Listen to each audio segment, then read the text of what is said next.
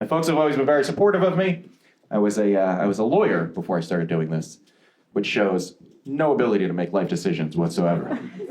And my mom was so excited when I became a lawyer. She wanted to tell everyone, my Jewish son, the lawyer. She worked the conversations everywhere. And then I started doing this. And now when people ask her how I'm doing, she goes, "Oh, Kevin, he's dead." I love asking people how they met. I always get weird answers. The strangest answer I ever got, I was doing the show in Virginia, and I was talking to the couple up front, and he was clearly way older than she was. And I asked how they met, and he goes, "Oh, we met in elementary school." And I was like, "What?" And he goes, "Oh, no, it's not what you think. You see, I was the janitor." I was like, "That's exactly what I thought." He goes, "Oh, no, it's not that bad. You see, I waited till she was 16, because that's the age in Virginia." I was like, "That's horrifying. That means for years you were standing with your mop in the middle of the hallway, like, 6 more years, girl."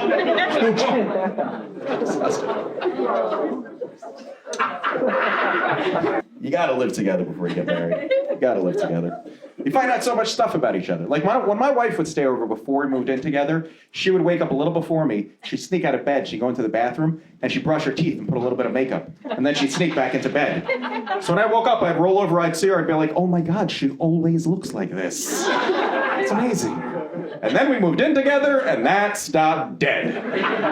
Our first morning together, living together, I woke up, I felt her against my back. I was like, "I can't wait to roll over and see her. It's the first day of the rest of our lives." I roll over to look at my angel sleeping so softly and quietly, so pretty. She rolls over, looks at me, and goes, "Ugh." She breathes her hot Holocaust breath at me.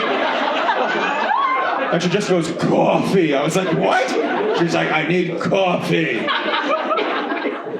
So there I was, like Schmeagol from Lord of the Rings, running. I was like, "Yeah, go get your coffee, man." I come back, I was like, "Does this please?" And she goes, "You're very funny. But if you just bought a coffee maker, we wouldn't have this problem." I was like, "Well, I don't own a coffee maker because I don't drink coffee." She goes, "Well, we live together now, we can have a coffee maker for the house." I was like, "For the house? You're the only one in the house who drinks coffee." And she goes, "No, we live together now. It would be our coffee maker." And that's when I realized it. From that moment forward, suddenly every purchase I made was going to be ours. Whether I bought that coffee maker or a stripper, it was going to be ours. I'd be like, "No, honey, Trixie's not for me. She's for the house." And she's tired. Go make her some coffee in our coffee maker. I'm a dad, too. I have a 2-year-old and a 3-year-old at home. Toddlers. Yeah, and my wife, listen, she's an amazing mother. But I think she has like PTSD from these kids. Because every weekend she forgets what we went through the last weekend, and she wants to do that shit over again. Like, she loves taking them to restaurants. She loves going to restaurants.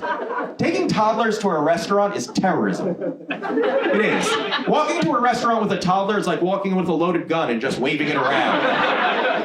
The people in both those situations are thinking the same thing. Why did he bring that here? Who let him have one of those? I bet I know who he voted for. Okay, not the last one, but you get the point. We took my kids to a restaurant recently, and we were sitting at the table, and right before the food came out, my son looks at me and goes, "Daddy, I have to go potty." So I said, "Okay." So I get in the bathroom. We're in the bathroom. He's sitting on the toilet. I'm sitting next to him, and I look up, and on the wall of the bathroom is this giant photograph of a completely naked woman.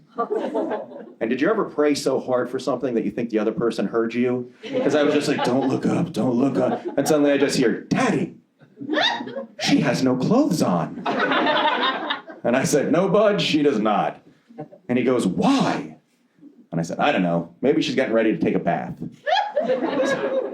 "Daddy, maybe she could take a bath with me." I said, "I don't think that's going to work, bud. Bathtub's probably not big enough." He goes, "Oh, okay."